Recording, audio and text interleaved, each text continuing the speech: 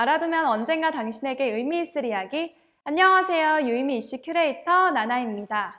여러분, 유튜브, 배달의 민족, 타다, 에어비앤비 이것들의 공통점이 뭘까요?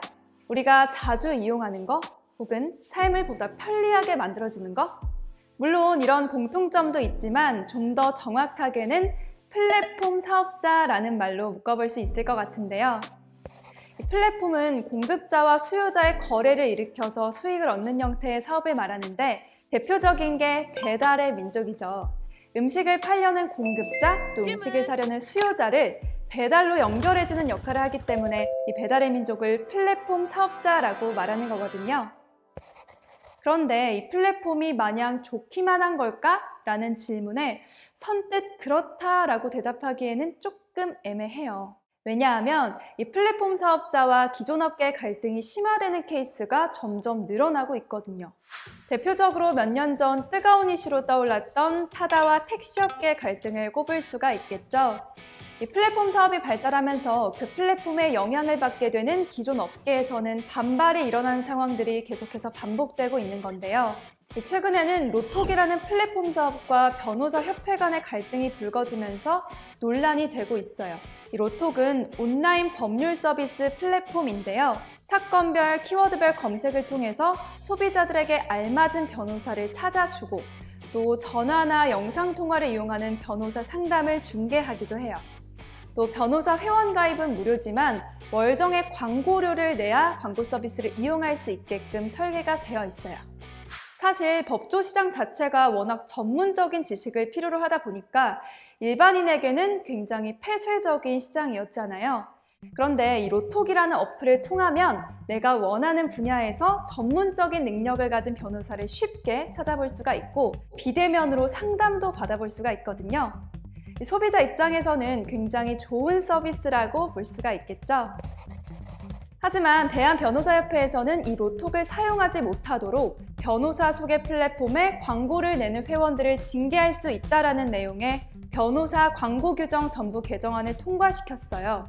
변협 측은 법률 플랫폼이 공정한 수임 질서를 해친다라고 주장하고 있는데요. 변호사법에서는 변호사 자격증이 없는 사람이 변호사를 고용해서 법률사무소를 운영하는 것과 또 변호사가 아닌 사람이 돈을 받고 사건 수임을 중개하는 걸 원칙적으로 금지하고 있거든요.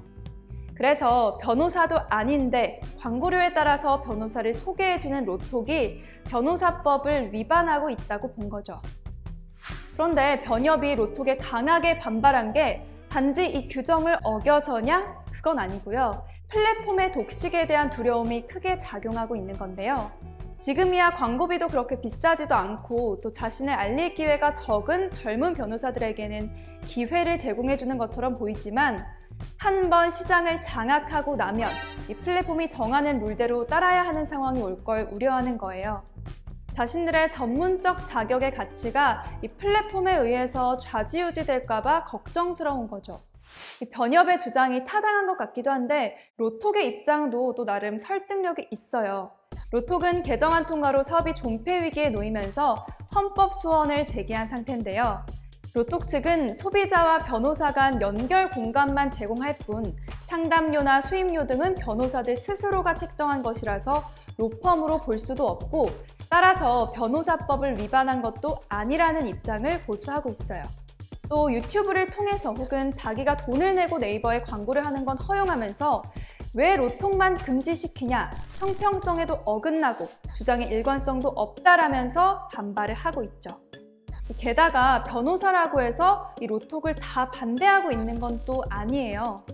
이 온라인 광고 플랫폼을 통해서 자신을 알리고 고객과 대화하려는 젊은 변호사들은 로톡 사용에 대해 규제를 가하는 변협을 비판하고 있는 상황이거든요. 사실 플랫폼 사업자와 기존 업계의 갈등은 이것 외에도 정말 많아요. 법조계뿐만이 아니라 의협도 의료 광고 규제 강화 움직임을 보이면서 이 바비톡, 강남언니 등 미용 의료 플랫폼과 전면전을 준비 중이고요. 이 세무사 업계도 세무사 플랫폼인 자비스앤빌런즈와 갈등을 겪고 있는데요. 스타트업 관계자들은 기존 업계와의 갈등이 해소가 되지 않으면 소비자들의 권리가 침해될 뿐 아니라 글로벌 시장에서도 기술적으로 뒤처지는 상황이 올 거라면서 우려를 표하고 있어요. 하지만 기존 업계 입장에서는 생계와 직결된 문제이기 때문에 쉽게 양보할 수 없는 것도 사실이죠.